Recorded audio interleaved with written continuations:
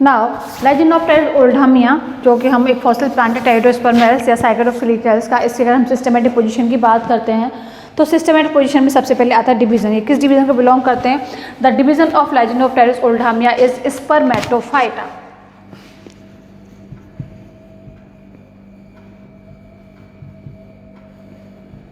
Okay, the division is spermatophyta and subdivision is gymnospermae.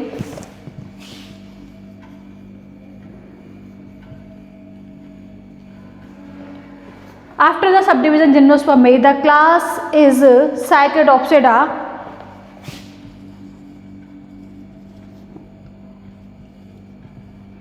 After the class of Cycadopsida, the order is Pteridospermales.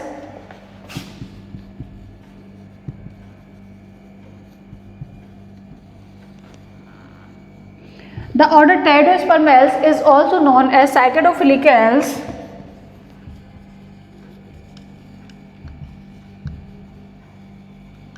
Order Pteridospermales को Cycadophilicales के नाम से भी जाना जाता है।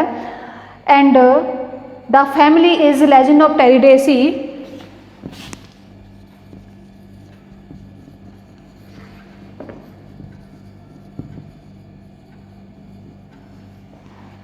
The genus is Laginopteris.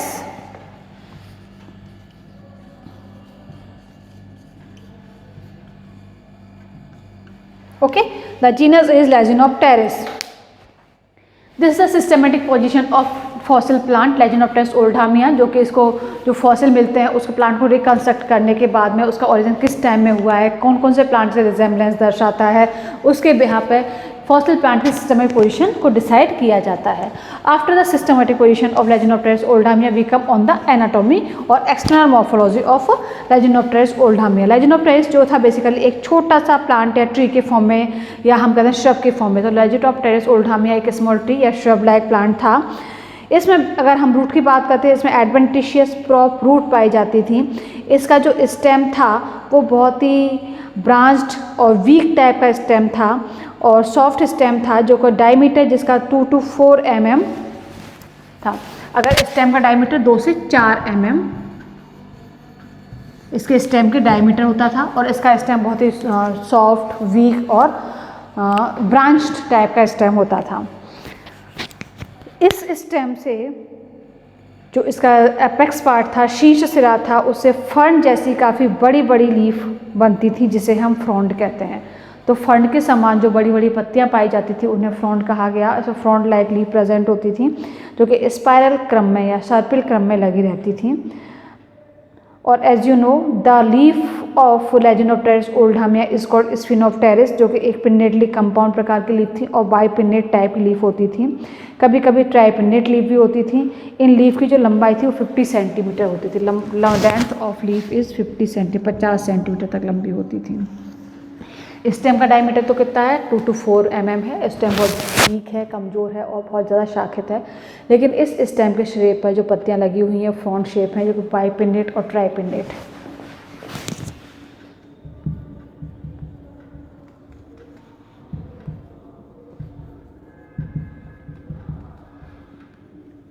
Type की लीफ होती थी। इन लीफ की लंबाई थी 50 सेंटीमीटर। अब बात सामने आती है बाइपिन्नेट और ट्राइपिन्नेट क्या होती है।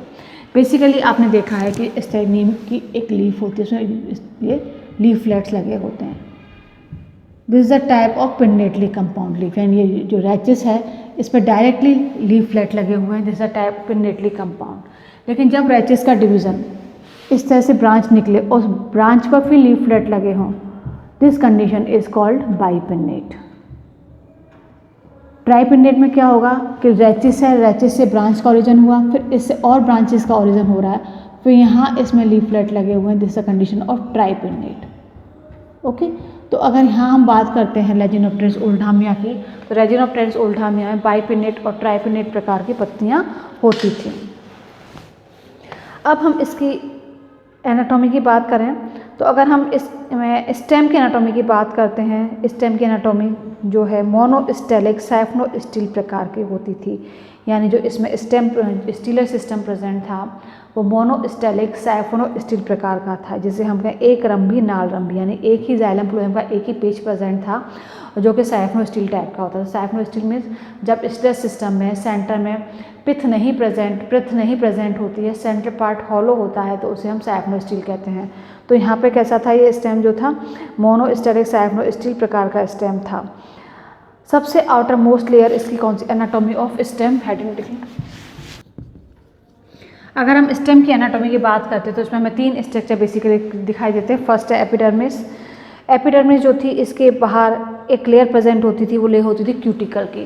तो एपिडर्मिस सिंगल लेयर होती थी, इस पर क्या प्रेजेंट होता था, क्यूटिकल प्रेजेंट होता था। और क्यूटिकल भी ऐसा होता था जो कि डिसइंटीग्रेट या अपघटित नहीं होता था, यानी एपिडर्मिस के ऊपर क्यूटिकल की एक मोटी परत पाई जाती थी।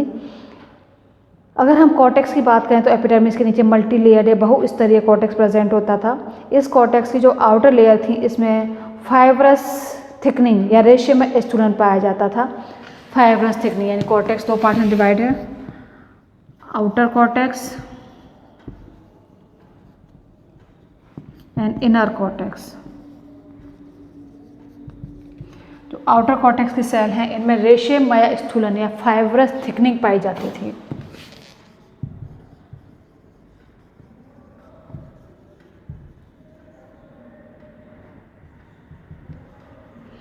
और जो लोअर कॉर्टेक्स था वो कैसा होता था, पैरेन्काइमेटस।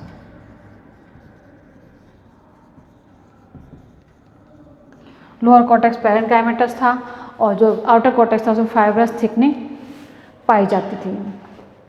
नाउ कॉर्टेक्स के अंदर सेंटर में इसमें जाइलम और फ्लोएम प्रेजेंट होते थे।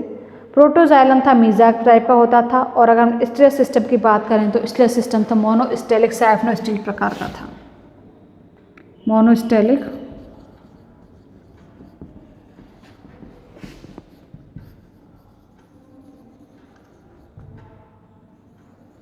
ठीक है। मोनोस्टेलिक मीन्स जब जाइलम फ्लोएम का एक ही पेज प्रेजेंट हो तो उसको मोनोस्टेलिक कहते हैं। साइफनो-स्टील मीन्स पहले फ्लोएम का सर्कल फ्लोएम प्रेजेंट है, देन जाइलम का सर्कल प्रेजेंट है और सेंट्रल पार्ट में इसमें पिथ नहीं होती थी, तो इसे साइफनो-स्टीलिक प्रकार का स्टीलर सिस्टम कहा जाता था। और यहाँ जो प्रोटोजाइलम था मीज़ाक टाइप का होता था। इसके सेंटर भाग में, इसके सेंटर पार्ट में जो काफ़ी बड़ा पिथ का एरिया प्रेजेंट होता था, लेकिन पिथ वहाँ वेल डेवलप नहीं होती थी। सेकेंडरी ग्रोथ इसमें पाई जाती थी। तो मोनोस्टेलिक साइफनो-स्टील प्रकार का इसके अंदर vascular system stealer system present था। सेंटर पार्ट में पिथ एरिया होता था बट पिथ इसमें नहीं होती थी। नाउ अगर हम इसके इंटरनल स्ट्रक्चर की बात करें तो इंटरनल स्ट्रक्चर को डायग्रामेटिकली अगर हम रिप्रेजेंट करेंगे तो anatomy of stem of Lyginopteris oldhamia कुछ इस तरह से हमें दिखाई देती थी। Epidermis, then outer cortex, outer cortex के बाद में इसमें इनर कॉर्टेक्स, इनर कॉर्टेक्स के अंदर जाइलम एंड फ्लोएम प्रेजेंट होते थे।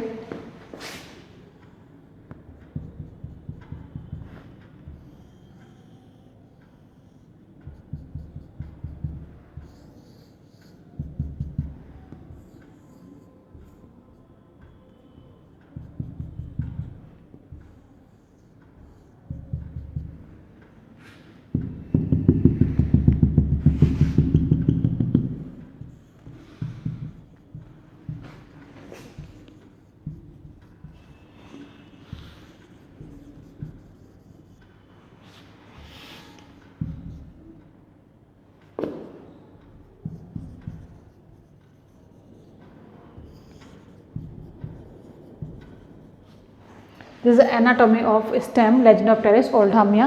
लेजिनोप्टेरिस ओल्डामिया का जो स्टेम था कुछ इस तरीका दिखाई देता था। अब हम बात करते हैं इसके रिप्रोडक्शन की। तो लेजिनोप्टेरिस ओल्डामिया में अपन रिप्रोडक्शन की बात करते हैं।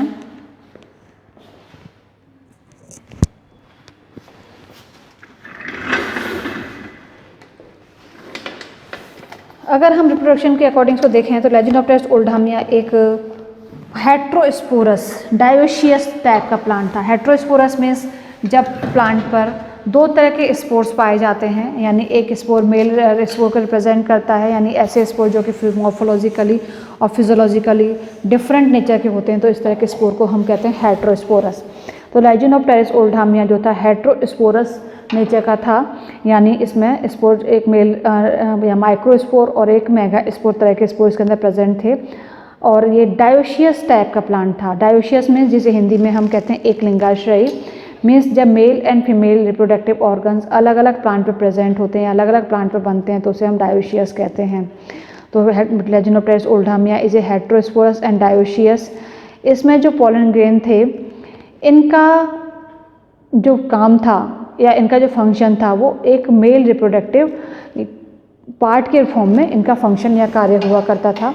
जैसा कि आप जानते हैं लेजिनोप्टेरिस ओल्डामिया का जो मेल पोलन ग्रेन है या mail reproductive part of Lyginopteris ओल्डामिया है, इसे क्रॉसोथिका के नाम से जाना जाता है, जबकि इसका जो ओव्यूल बीजांड या फीमेल रिप्रोडक्टिव पार्ट है इसे लेजिनोस्टोमा लेमेक्साई के नाम से जाना जाता है। तो इसमें बीजांड के फॉर्म में फीमेल रिप्रोडक्टिव पार्ट और पोलन ग्रेन के फॉर्म में मेल रिप्रोडक्टिव पार्ट पाया जाता था। या हम कह सकते हैं कि मेल रिप्रोडक्टिव पार्ट क्रॉसोथिका और फीमेल रिप्रोडक्टिव पार्ट लेजिनोस्टोमा लेमेक्साई इसमें पाया जाता था।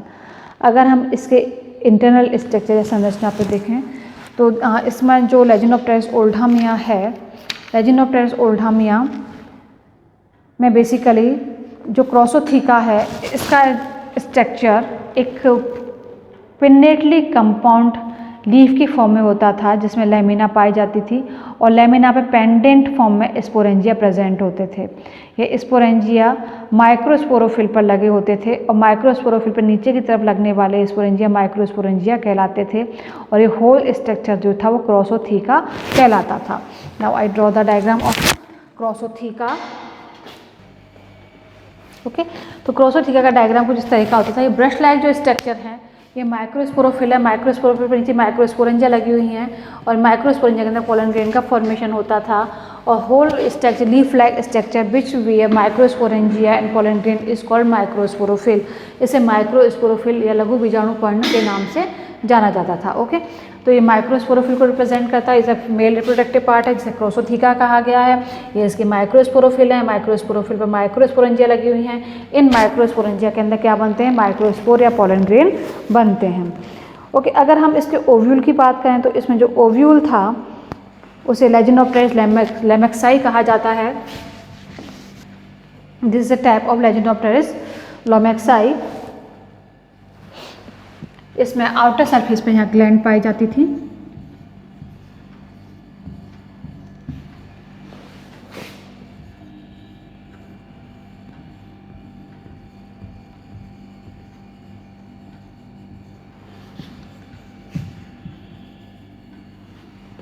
नीचे यहाँ वेस्कुलर सप्लाई प्रेजेंट होती थी इसके अंदर।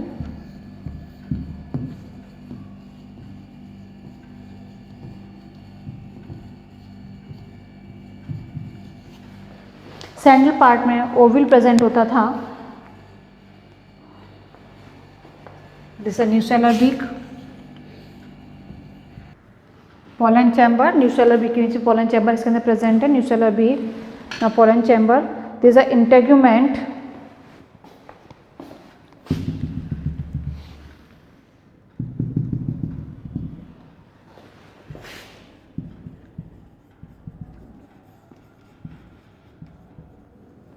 इंटेग्यूमेंट को हिंदी में हम अध्यावरण कहते हैं।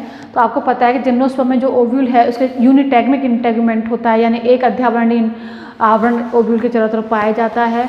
लेकिन एक जो सिंगल इंटेग्यूमेंट है वो 3 लेयर से मिलकर बना होता है, outer layer, middle layer and inner layer. Outer layer और इनर लेयर तो फ्लैशी या मासल प्रकार की होती हैं, जबकि मिडिल लेयर जो होती है इसमें स्टोनी प्रकार की होती है।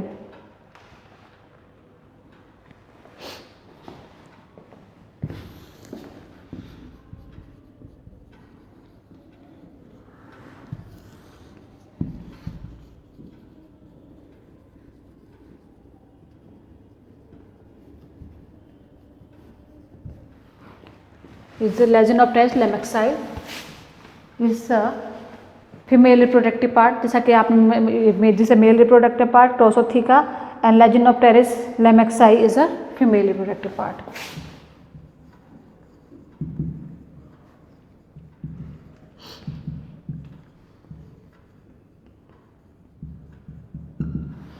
इस तरह से आप देखेंगे कि डायोशियस प्लांट है, लेजिनोप्टेरिस ओल्डामिया, मेल और फीमेल रिप्रोडक्टिव पार्ट इसमें अलग अलग पाए जाते हैं।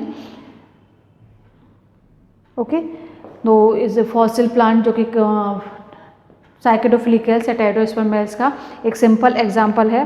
नेक्स्ट जो मेंबर इसी कैटेगरी में आता है जो कि लेजिनोप्टेरिस या साइकेडोफिलिकल्स के मेंबर्स को कंटिन्यू करता है, वो हम नेक्स्ट अभी कंटिन्यू करेंगे। नेम ऑफ ग्लॉसोप्टेरिस को, लेकिन Lyginopteris oldhamia is a simplest plant and earlier example of the Cycadofilicales and Pteridospermales, जो कि साइकेडोफिलिकल्स और टेरोस्पर्मेल्स को रिप्रेजेंट करने वाला एक सिंपल एग्जांपल है, जिसमें एनाटॉमी और इसकी रिप्रोडक्शन दोनों पार्ट का हमने डिस्कशन किया है।